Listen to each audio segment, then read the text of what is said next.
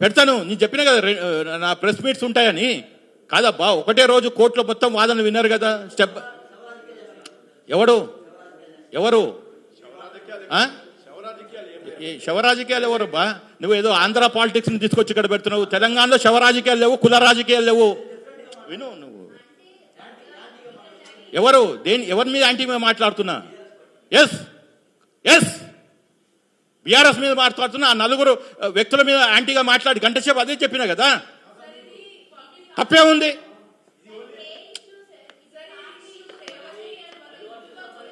అవునండి, ఎస్ రేవతి ఇష్యూని, రేవతి అనే విక్టిమ్ని కాదు మేడం, ఒక వన్ బై వన్ ఫస్ట్ ఏమైంది, అది హై ప్రొఫైల్ కేసు. అది ఎవరు మాట్లాడలే, ప్రభుత్వం తరఫున కూడా ఎవరు మాట్లాడలే. నాలాంటి వాళ్ళు, మా పిటిషనర్, ఇందాక చెప్పాను కదా సీక్వెన్షియల్ గా 14 దానికి ఎవరు మాట్లాడలే. మేమే ఇంప్లీడ్ అయినాక అప్పుడు అర్థమైంది, అరే ఎవరు ఈ సతీష్, ఎవరు శ్రీనివాస్ రెడ్డి అని చెప్పి బ్యాక్ ఛానల్ గా కాంగ్రెస్ పార్టీలోకి మీ చెడ్డ పేరు వస్తుంది అని చెప్తే అది ముఖ్యమంత్రి గారు చాలా సీరియస్ గా తీసుకున్నారు. దాని తర్వాత ఒక పొలిటికల్ కాంట్రవర్సీని పొలిటికల్ కాన్స్పిరెన్సీగా చేశారు 48 గంటల్లో అని చెప్తున్నా. అయిపోయింది. వన్ బై వన్ వాళ్ళకి ఇవ్వండి లేడీస్.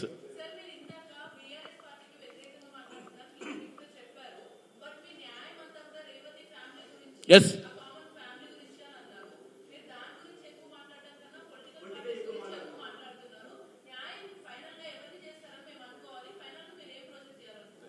విను అరే మీరు చెప్పారు కదా, ఇప్పుడు న్యాయం జరగాలి రేవతి కంటే ఈ ప్రభుత్వం ఉండాలి, రేవంత్ రెడ్డి సర్కార్ కంటిన్యూ కావాలి. ఈ ప్రభుత్వాన్ని కూలదోసి ఇంకో ప్రభుత్వం వస్తే రేవతి గారికి న్యాయం జరగదు అని క్లియర్గా చెప్తున్నా ఒక న్యాయవాదిగా. కేటీఆర్ ఎందుకు పోతాడు?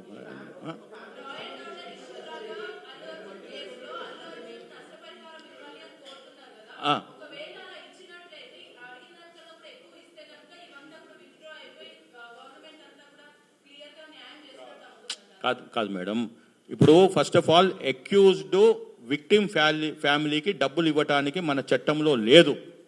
అర్థమైందా? ఇది మర్డర్ అంటే అక్కడ మహిళ ప్రాణం కోల్పోయింది కాబట్టి there is no in our legal framework to an accused giving a money. అది కొన్ని దేశాలలో బ్లడ్ మనీ అని ఉంది, మన దేశంలో లేదు. మన రాజ్యాంగం ప్రకారం మన ఉన్న పీనల్ కోర్ట్స్లో లేదు. కానీ ఈయనకు తెలిసో తెలియకనో ఇస్తాను అన్నాడు. ఒక 10 లక్షలు నిన్న కూడా చెప్పాడు డీడీ ఇచ్చానని. ఆ డీడీ ఎందుకు ఇచ్చాడు? డైరెక్ట్ అకౌంట్ ఎవరిదని తెలియకుండా ఇచ్చాడు. కాబట్టి ఇప్పుడు చెక్ ఇవ్వచ్చు కానీ చెక్ మీద పేరు ఉంటుంది. డీడీ అంటే మీ దాంట్లో నుంచి ఎవరి దాంట్లో తీసుకొని ఇచ్చాడు. థర్డ్ పార్టీ, ఫోర్త్ పార్టీ నుంచి వచ్చిన డబ్బులు. కాబట్టి వాళ్ళు చాలా ఇంటెలిజెంట్గా ప్లే చేశారు. నా ప్రయత్నం అంతా మొదటి నుంచి ఈ రోజు దానిక ముందు కూడా in past, present and future also having started my voice will be towards complete justice for that family. రెండోది, ఇప్పుడు ఏదైతే కాంట్రవర్సీస్ నుంచి కుట్ర వైపు వచ్చిందో కాన్స్పిరెన్సీకి, దాన్ని కూడా నేను ఒక తెలంగాణ పౌరునిగా, తెలంగాణలో ఒక ఇంటలెక్చువల్గా బ్రేక్ చేయడానికే ఇది పెట్టాను. ఇక్కడ నేను బీఆర్ఎస్ఆ కాంగ్రెస్ఆ, నేను రేవంత్ రెడ్డి గారి మనిషిగా కాదు. Having a high court advocate, born in Telangana, being practicing in Telangana High Court, I took this stand. ఈ ప్రభుత్వం కనుక పడిపోతే రేపు వేరే వాళ్ళు ఎవరు వస్తే కనుక ఈ కేసు నీరు గారిపోతుందని గట్టిగా ఈ సమాజాన్ని చెప్తున్నాను మీ ద్వారా. ఎవరన్నా దగ్గరికి వస్తే నేను చేస్తాను డెఫినెట్గా. ఇప్పుడు అవునండి, ఎస్ బాధ్యత పౌరుడిగా నా లా ఫర్ము 24/7 తెరిచి ఉంటుంది. ఎవరు వచ్చినా నా నెంబర్ రాసుకోండి. You call me 96601193 or advocate PS Reddy 1119 yahoo.com కి నాకు ఎవిడెన్సెస్ తీసుకురండి. ఇట్లా కాదు, మీరు ఏమన్నా ఫస్ట్ కొంచెం ఇన్ఫర్మేషన్, ఫ్యాక్ట్స్ తీసుకొని రండి. నా లీగల్ టీం ఒక ఒపీనియన్ ఫామ్ చేసుకున్నాక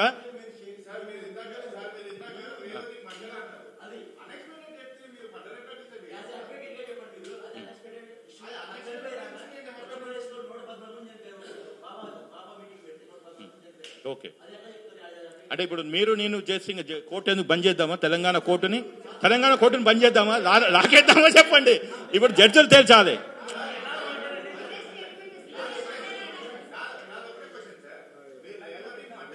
ఎస్, అది మీరు అనుకుంటున్నారండి. ఇప్పుడు అందుకనే మన భారతదేశంలో అందరికి ఫ్రీడమ్ ఆఫ్ స్పీచ్ ఉంది. ఏమని?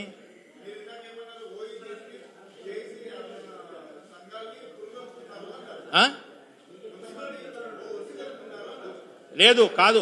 ఓయూ జేఏసీ బుస్కులో ఈ బ్యాచ్, ఈ బీఆర్ఎస్ బ్యాచ్, బీజేపీ బ్యాచ్ ఒక ఫేక్ ఓయూ జేఏసీ తయారు చేసిందని చెప్తున్నా. ఎవరికి? అవును, అది పిట్టి కేసు. దాంట్లో ఏముంది? కాదబ్బా, 4 పూల ఇప్పుడు కాదబ్బా. ఇప్పుడు నేను నాకు కోపం వచ్చి చైరన్ పడేస్తే ఏమవుతుంది? అయిపోయింది. డిస్ట్రక్షన్ ఇది ఓవర్. వాళ్ళు బయటికి వస్తే మళ్ళీ ఫర్దర్ డిస్ట్రక్షన్ చేయరు. కాబట్టి అది పిట్టి కేసులు. They are petty cases. వాడేమో ఎవరికి రక్తాలు వచ్చేటట్టు కొట్టలేదు. ఎందుకు తొందర పెడుతున్నావు? అడిగినప్పుడు మళ్ళీ ఇంకో 6,000 ఎవడు పెడతాడు? చెప్పు. ఉంటాయి. ఒక చిన్న కేసు కాదు. Sorry, this is not one life is very important. Please.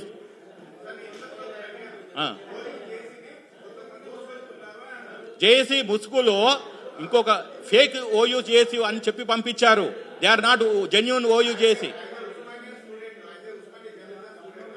నేను కూడా ఎల్ఎల్ఎం అక్కడనే చదివిన, ఎంబీఏ అక్కడనే చేసిన బ్రదర్. ఓయూ జేఏసీ అనేది నేను చెప్తున్నా కదా, నేను కూడా ఓయూ జేఏసీలో నడిపించినోనే. ముసుగులో వచ్చిన వాళ్ళు ఎవరు? వాళ్ళ 6 తీసుకురా, నేను వాళ్ళని ఫేక్ అని ప్రూవ్ చేస్తా. మళ్ళీ నువ్వే అంటున్నావు కదా, నేను ఆధారం ఉందని చెప్తున్నాను. I'm selling. నువ్వు వాళ్ళని ఫేక్ అని చెప్పు, నేను చెప్తాను. అరే నువ్వు చెప్తున్నా కదా, వాళ్ళు ఫేక్ అని చెప్పి నేను చెప్తున్నా. నీ దగ్గర ఆధారం ఉన్నాయో చెప్పు, నువ్వు వాళ్ళు జెన్యూన్ అని. I'm a different unconventional lawyer. ఆయన చెప్తున్నాడు వాళ్ళు జెన్యూన్ అని. తీసుకురా వాళ్ళ ఐడి కార్డులు తీసుకురా. ఏ హాస్టల్లో ఉన్నారు, ఏం చదువుకున్నారు, ఇప్పుడు ఏం చేస్తున్నారు? అవును సార్, కరెక్టే. ఎస్, అక్యూజ్డ్ అల్లు అర్జున్ ఆ రోజు అక్కడికి రాకుంటే ఆ తొక్కిసలాట జరగకపోయేది. వాళ్ళు ఇన్వెస్టిగేషన్లో 1, 2, 3 ఉంటుంది. మళ్ళీ ఛార్జ్ షీట్ చేసేటప్పుడు కొందరు పేర్లు ఉంటాయి, పేర్లు ఉండవు. ఆ 1 to 14 అనేది కాన్స్టెంట్ కాదు, అది దాన్ని మార్చేస్తారు. ఆ రోజు ప్రాథమిక, that is called FIR, first information report. Charge sheet is the final after investigation. ఆ రోజు ఉన్న సమాచారం ప్రకారం 1, 2, 3ని యాడ్ చేసుకుంటూ వచ్చారు. 1 ఖాళీ పెట్టి 2 అని యాడ్ చేయరు కదా. కాబట్టి అది as a practicing advocate I said. రెండోది, మీరు చెప్పిన ప్రకారము ఎస్, నేను అనేది నా వాదన కోర్టులో అయినా బయట అయినా క్లియర్గా ఉన్నాను. I will fight for that is direct A murder, not even culpable హోమోసైడ్, not amounting to murder కాదు. మర్డరే అని చెప్తున్నాను. అదొకటి. రెండోది, ఓయూ జేఏసీ ముసుగులో కొందరు ఫేక్ వాళ్ళు వచ్చారు, అక్కడ డిస్టర్బెన్స్ చేసి పోయారు అని వెరీ క్లియర్గా my this one is there. Third concluding ఏమంటున్నాను అంటే, నేను అడ్వకేట్గా న్యాయం వైపు ఉన్నాను. ఆ కంప్లీట్ ఫ్యామిలీకి న్యాయం చేస్తాము. కోర్టులో అయినా బయట అయినా మీడియాలో మీలాంటి వాళ్ళని సహకారం తీసుకుంటా అవుతుంది. So one is that in next 2-3 డేస్లో అల్లు అర్జున్ గారి బెయిల్ క్యాన్సిల్ కావటము తథ్యము. he will be remanded back to the jail. It's a matter of time.